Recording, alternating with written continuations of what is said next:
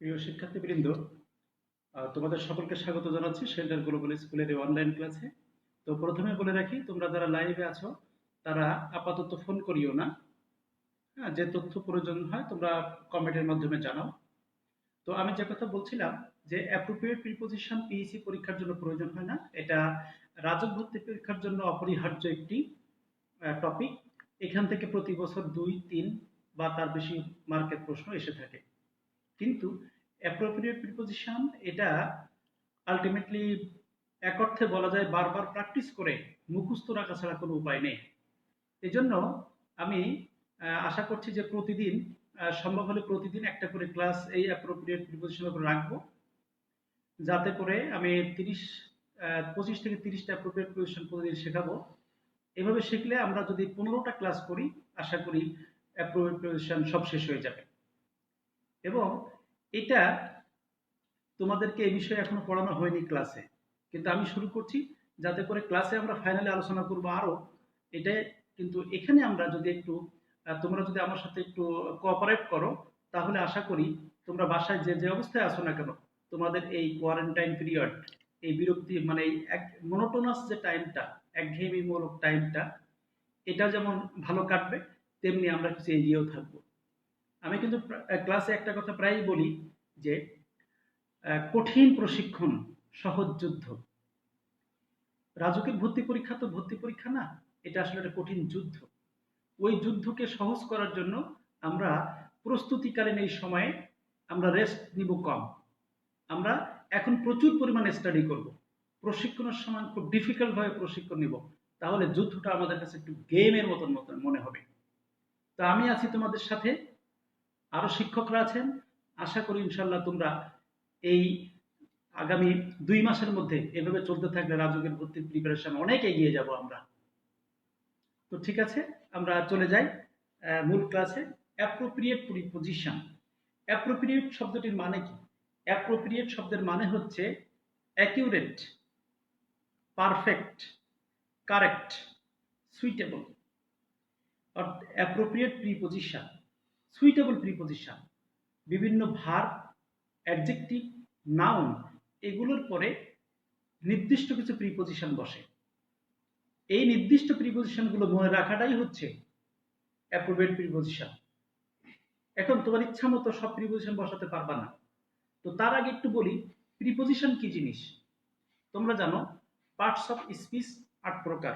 There R 8 kinds of parts of speech: noun, pronoun, adjective, verb, adverb, preposition, conjunction, interjection. এই parts of স্পিচের 8 প্রকারের এক প্রকার হচ্ছে preposition. প্রিপোজিশনের কাজ কি? প্রিপোজিশন একটি বাক্যে দুটি শব্দকে জোড়া লাগিয়ে দেয়। প্রিপোজিশন কি করে? একটি বাক্যের মধ্যে দুটি শব্দকে জোড়া লাগিয়ে দেয়। যেমন I want to get admission to Rajuk college. এই যে অ্যাডমিশন পরে টু লাগালাম, তারপরে রাজুক কলেজ দিলাম। রাজুক কলেজ আর অ্যাডমিশন এই দুটো শব্দকে জোড়া লাগিয়ে দিল টু ব্যবহার করার মাধ্যমে। এই টু শব্দটি বা টু পদটি, টু প্রিপোজিশনটি জোড়া লাগিয়ে দিল দুই পাশের শব্দকে। প্রিপোজিশনের কাজ হচ্ছে এভাবে জোড়া লাগানো। কাকে? দুটো শব্দকে, দুটো পদকে জোড়া লাগায়। আর কনজাংশনের কাজ কি? কনজাংশন একটি বাক্যের দুটি অংশকে, ক্লজকে যুক্ত করে দেয়, তার নাম কনজাংশন। যেমন on, and, or, but, so, therefore, when, if, while, এগুলো হচ্ছে কনজাংশন। আর প্রিপোজিশনগুলো কি কি? প্রিপোজিশনগুলোর মধ্যে রয়েছে বাই, অন, ইন, আপন, ফর। প্রিপোজিশনের সাধারণ অনেক রুল আছে জানা, তো সেগুলো আমরা এখন আলোচনা করব না। আমাদের মূল আলোচনার বিষয় হচ্ছে অ্যাপ্রোপ্রিয়েট প্রিপোজিশন, যে বিভিন্ন শব্দে পরে সঠিক প্রিপোজিশনটা কি আমরা সেটাই দেখব। প্রথমে আমি বোর্ডে লিখেই তোমাদেরকে এগুলো শেখাবো, তাহলে সহজ হবে বলে আমি মনে করি। তোমরা দেখো বোর্ডে লেখা আছে কয়েকটি শব্দ এখানে আছে। দেখো abide by, abide with, abide in. এখানে যে ঘটনা, শব্দে একটি অ্যাবাইড, অ্যাবাইড, অ্যাবাইড, কিন্তু প্রিপোজিশন দেখো তিনটা। অ্যাবাইডের পরে বাই বসে, অ্যাভয়েডের পরে উইথ বসে, অ্যাভয়েডের পরে ইন বসে। কখন অ্যাবাইডের পরে ইন বসবে, কখন উইথ বসবে, আর কখন বাই বসবে, এই পার্থক্যটুকু জানতে হবে। আর একটা বিষয় হচ্ছে, এই একটি মাত্র শব্দ অ্যাবাইড অ্যাবাইড অ্যাবাইড প্রিপোজিশন 3 রকম। অর্থের পার্থক্যের কারণে প্রিপোজিশনটা ভিন্ন ভিন্ন প্রিপোজিশনগুলো বসে। সেন্টেন্স দেখে আমাদের ঠিক করতে হয় যে এখানে কোন প্রিপোজিশনটা অ্যাপ্রোপ্রিয়েট। কিছু শব্দ আছে যেগুলোতে সরাসরি একটা প্রিপোজিশন বসে, সেগুলো খুব বেশি ঝামেলার না। কিন্তু কিছু শব্দ আছে একের অধিক 2 বা 3টা প্রিপোজিশন বসে, তখন এখান থেকে সিলেক্ট করা হয়ে যায় কঠিন। তো আমি তোমাদেরকে এগুলো আলোচনার মাধ্যমে ক্লিয়ার করব যে যখন একের অধিক প্রিপোজিশন বসে একটি শব্দের পরে, তখন কিভাবে আমাদের এগুলো চিহ্নিত করতে হবে। আর অ্যাবাইড উইথ মানে হচ্ছে সঙ্গে থাকা, আর অ্যাবাইড ইন মানে বাস করা, লিভ। তাহলে এই অ্যাবাইড বাই মানে মেনে চলা। তোমাদের কাছে কাগজ কলম থাকলে তোমরা লিখে নাও, মেনে চলা। অ্যাবাইড উইথ মানে সঙ্গে থাকা, আর অ্যাবাইড ইন মানে বাস করা। তাহলে সহজে তোমরা বুঝতে পারছো যে অ্যাবাইড ইন বাস করা মানে লিভ। হ্যালো, আসসালামু আলাইকুম। জি জি।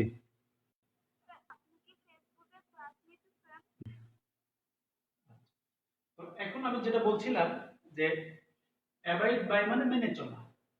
আমি এবার সেন্টেন্স লিখে 3টা, তাহলে তোমরা নিজেরাই বুঝতে পারবা যে কোথায় কোন প্রিপোজিশন বসবে। অ্যাবাইড বাই, দেখো আমি যদি লিখি উই শুড অ্যাবাইড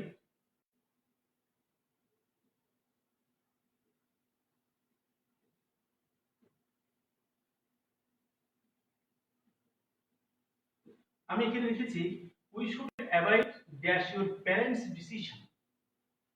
তাহলে এখানে আমি যদি মনে রাখতে পারি যে অ্যাবাইড বাই মানে মেনে চলা, অ্যাবাইড উইথ মানে সঙ্গে থাকা, অ্যাবাইড ইন মানে বাস করা, তাহলে এখানে কোন প্রিপোজিশনটি বসবে? We should abide by your parent decision, নাকি উইথ ইউর প্যারেন্ট ডিসিশন, নাকি abide in your parent decision? এখানে বোঝাই যাচ্ছে we should abide by your parent decision, যে তোমাকে তোমার পিতামাতার সিদ্ধান্তটি মেনে চলতে হবে।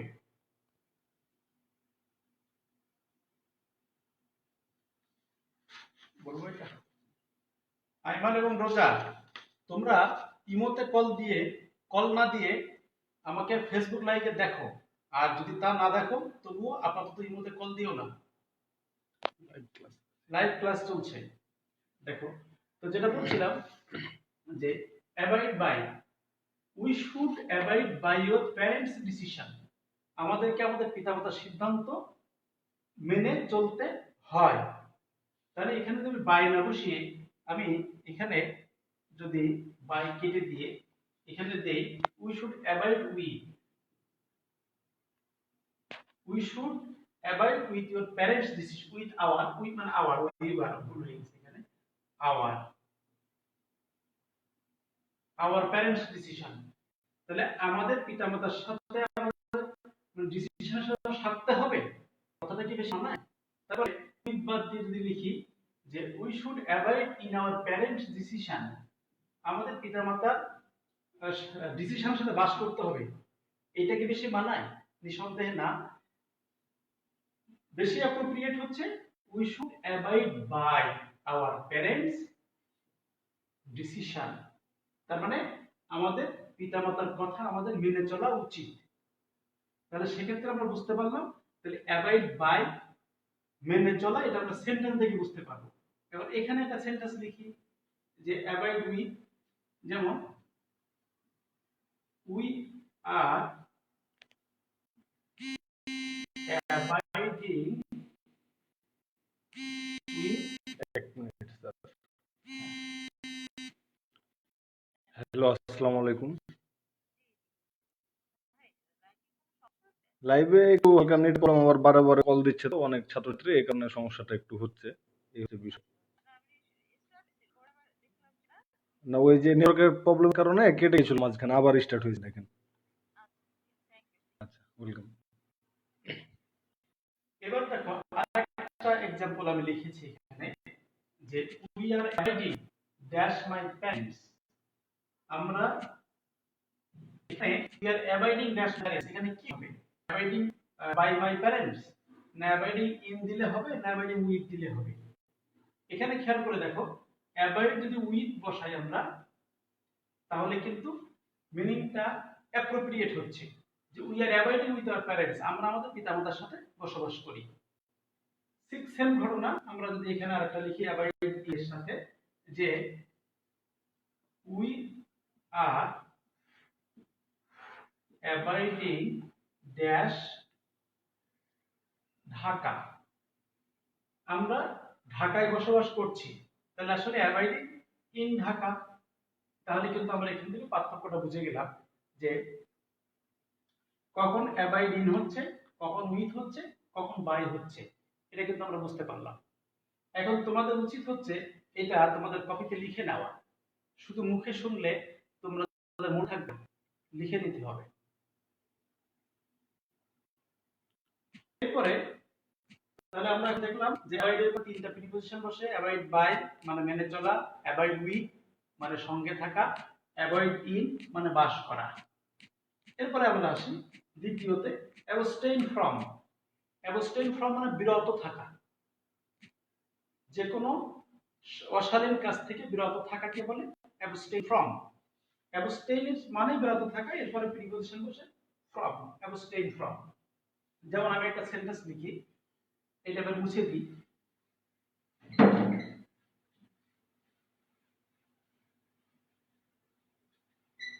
দেখো আমি যদি লিখি এখন, we should abstain smoking dash smoking, তাহলে এখানে কি হবে? সেন্টেন্সের মিনিংটাও কিন্তু একটা ফ্যাক্টর, যে we should abstain from smoking, আমাদেরকে স্মোকিং বা ধূমপান করা থেকে বিরত থাকা উচিত বা থাকতে হবে।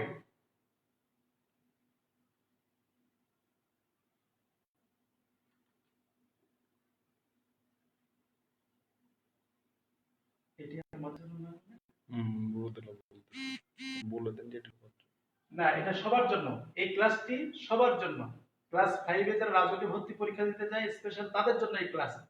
অতএব এই ক্লাসটি তোমরা খুবই মনোযোগ দিয়ে করো। তাহলে we should abstain from smoking, এই অ্যাবস্টেইন এর পরে ফ্রম বসাতে হবে, এটাই হচ্ছে অ্যাপ্রোপ্রিয়েট প্রিপজিশন। হ্যাঁ, এরপরে আমরা আরেকটা দেখি, অ্যাকিউজ অফ। এখানে দেখো, আচ্ছা অ্যাবস্টেইন ফ্রম মানে কি, তাহলে লিখে রাখো বিরত থাকা। অ্যাবস্টেইন ফ্রম মানে বিরত থাকা। আর অ্যাকিউজ অফ, অ্যাকিউজ অফ মানে অভিযোগ করা।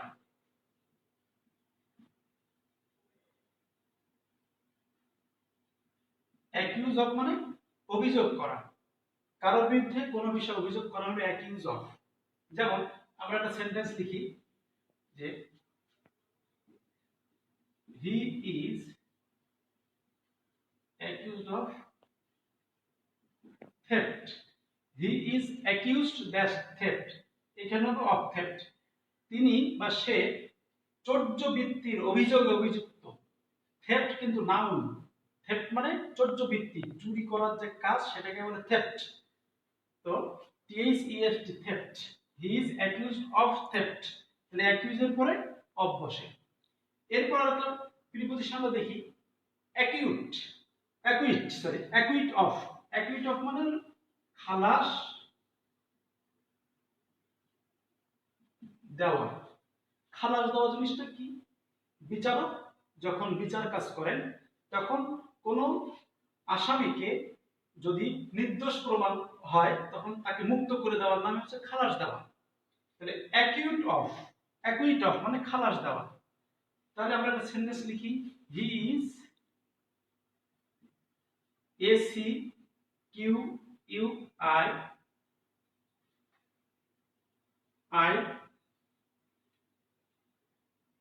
dash guilt, G-U-I-L-T, guilt.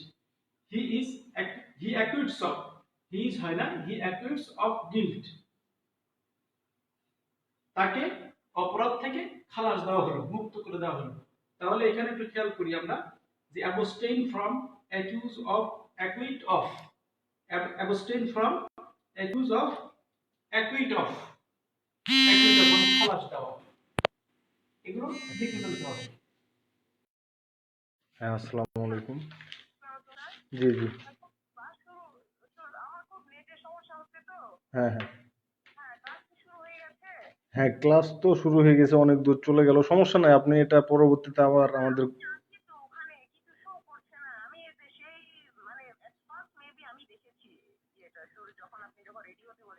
হ্যাঁ, আবার দেখেন শো করবে, যদি না হয় তো সমস্যা নেই, পরে আবার এটাকে রিপিট দেখতে পারবেন আপনারা।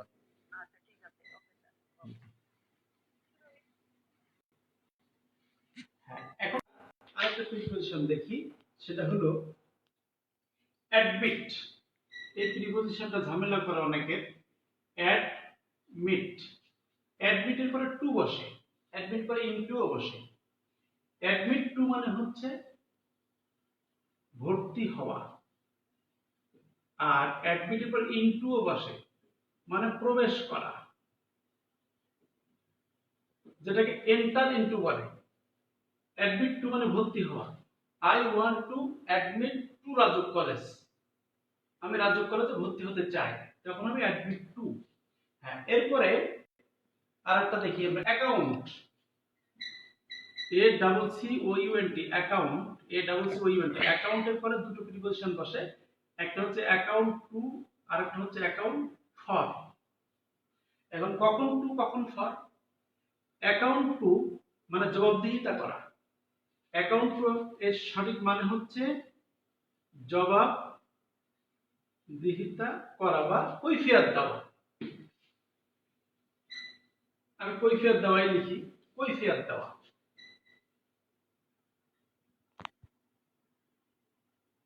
কৈফিয়ত দেওয়া অর্থাৎ কারোর কাছ থেকে কোনো আদেশ পেয়ে সেই কাজ আমি তার নির্দেশ মতো যদি করেছি কিনা সেইটার বিষয়ে জবাব দেওয়াটা হচ্ছে কৈফিয়ত দেওয়া। তাহলে অ্যাকাউন্ট টু আর অ্যাকাউন্ট ফর মানে কৈফিয়ত দেওয়া। কোনো ব্যক্তির কাছে কৈফিয়ত দেওয়া হলে অ্যাকাউন্ট টু, আর কোনো কাজের জন্য কৈফিয়ত দেওয়া হলে অ্যাকাউন্ট ফর। এটা আমি একটু লিখি, দেখো যে উই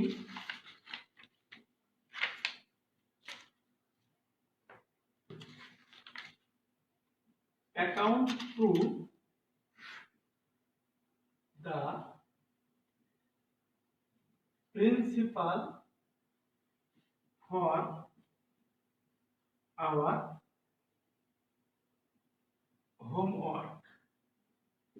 এখানে খেয়াল করো টু এবং ফর কোথায় বসেছে। We account to the principal for our homework. এখানে কিন্তু একটা সেন্টেন্সে দুটো প্রিপোজিশন ব্যবহার হয়ে গেছে, যে আমরা জবাব দেই, আমরা কৈফিয়ত দেই আমাদের প্রিন্সিপালের কাছে। কি জন্য? ফর আওয়ার হোমওয়ার্ক, আমাদের হোমওয়ার্কের জন্য প্রিন্সিপালের কাছে কৈফিয়ত দেই। তাহলে অ্যাকাউন্টের পরে কখন টু বসে? যখন কোনো ব্যক্তির কাছে কৈফিয়ত দেওয়া হয় তখন টু বসে, আর যখন কোনো কাজের জন্য কৈফিয়ত দেওয়া হয় তখন ফর বসে। তাহলে we account to the principal for our homework, এই যে ফর আওয়ার হোমওয়ার্ক এই কাজের জন্য, আর টু হচ্ছে প্রিন্সিপাল, কোনো ব্যক্তির কাছে হলে টু, আর যখন কোনো কারণে হচ্ছে তখন for.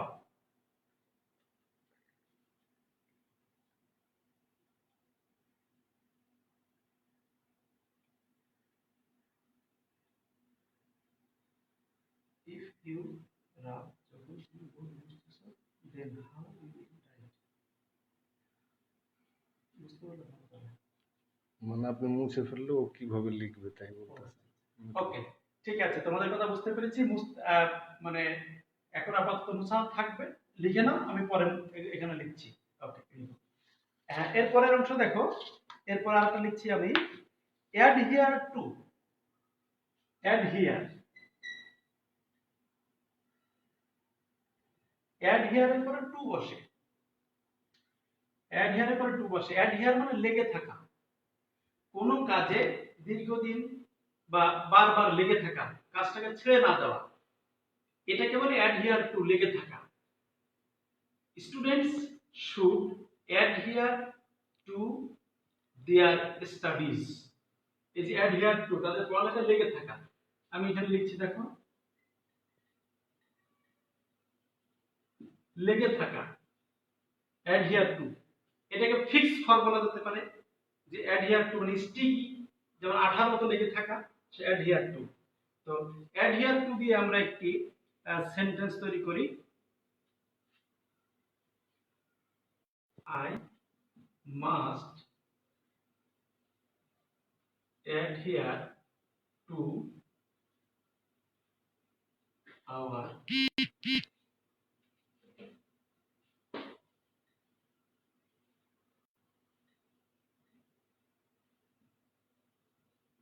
we must adhere to our principle. আমাদের আদর্শের প্রতি আমাদের লেগে থাকতে হবে, মানে যুক্ত থাকতে হবে, কোনো বিচ্ছিন্ন হলে চলবে না। এটা হচ্ছে অ্যাডহিয়ার টু।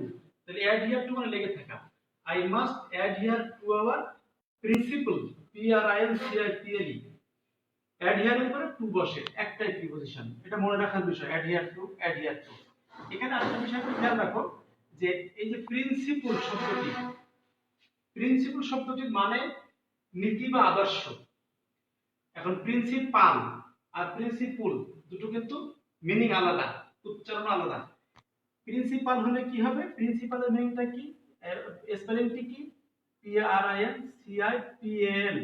প্রিন্সিপাল মানে অধ্যক্ষ, আর প্রিন্সিপল মানে নীতি বা আদর্শ। নিশ্চয়ই তোমরা এটা জানো, তারপর আমি ক্লিয়ার করে দিচ্ছি। প্রিন্সিপাল আর প্রিন্সিপাল। ওকে, এখন আমি উপরেরটা মুছে দিই, আবার সামনে যাচ্ছি এর পরের অংশটা।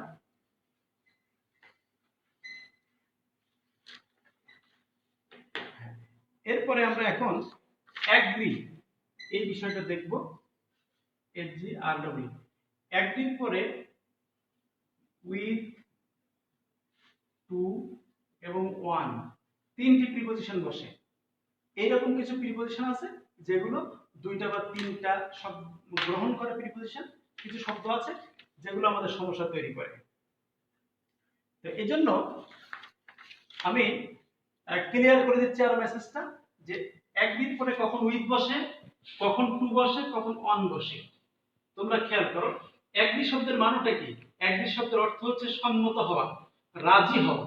কোনো কাজ করতে আরেকজন যদি আমাকে বলে, তাহলে সেটা করতে রাজি হওয়াকে বলে agree. I agree, you agree, they agree, he agrees, এরকম। তো আই অ্যাগ্রি রাজি হওয়া, রাজি হওয়া বা সম্মত হওয়া। তো আমি সেন্টেন্সে যাই এখন, যে অ্যাগ্রি কখন উইথ, আর অ্যাগ্রি কখন টু, আর অ্যাগ্রি কখন অন। দেখো এবার একটু আলাদা আলাদা করে লিখি, যে অ্যাগ্রি উইথ, অ্যাগ্রির সাথে উইথ হয় যখন কোনো ব্যক্তির সাথে আমি সম্মত হচ্ছি সরাসরি। দেখো, I agree with you or him, এখানে হচ্ছে with. I agree with him, আমি তার সাথে রাজি। অথবা আই অ্যাগ্রি উইথ ইউ, আমি তোমার সাথে রাজি, তোমার কথায় রাজি। এই বিষয় হচ্ছে যখন কোনো ব্যক্তি। হ্যালো, আসসালামু আলাইকুম। ওয়ালাইকুম আসসালাম। হ্যাঁ জি বলেন। রোজাকে তো অনেকবার বললাম, কিন্তু ও তো অ্যাড হয়নি। অ্যাড হয় না, সে পরে হবে, পরে হয় না সে। পরে হতে পারবেন, সমস্যা নেই, পরে হতে পারবেন। লাইভ ক্লাস শেষ হলে এরপরে রিকোয়েস্ট করেন, আমরা অ্যাকসেপ্ট করে দেব। তাহলে আমরা দেখছি যে একদিন পরে উইথ কখন বসে, যখন কোনো ব্যক্তির সাথে আমি রাজি হচ্ছি, সম্মত হচ্ছি, সরাসরি ব্যক্তি। একদিন পরে সরাসরি ব্যক্তি থাকবে, ইউ, হি, শি, কোনো ব্যক্তির নাম থাকতে পারে, যেমন I agree dash Rahim, I agree with Rahim, তখন কিন্তু একদিনের সাথে উইথ বসবে। আর অ্যাগ্রি টু কখন বসবে, এগ্রি টু, প্রপোজাল প্রস্তাব, যখন কেউ কোনো প্রস্তাব করলো সেই প্রস্তাবে যখন রাজি হওয়া হবে প্রপোজালে, তখন হবে টু। এটা মনে রাখতে হবে, টু প্রপোজাল হবে to. I agree to your proposal, এখানে হচ্ছে টু, প্রপোজাল মানে প্রস্তাব। I agree to your proposal, আমি তোমার প্রস্তাবে রাজি, তখন হচ্ছে প্রপোজাল। এরপরে আসি, প্রপোজাল হলে টু, এরপরে agree on, AGR agree on. Agree on, কখন এগ্রি করে ওয়ান বসে? পয়েন্ট, আমি কোনো পয়েন্টে রাজি। একজন ব্যক্তি আলোচনা করছে, অনেকগুলো পয়েন্ট তিনি এনেছেন, তো বিশেষ পয়েন্টে যখন আমি রাজি হব তখন হচ্ছে ওয়ান বসবে। তাহলে আমরা লিখি যে আই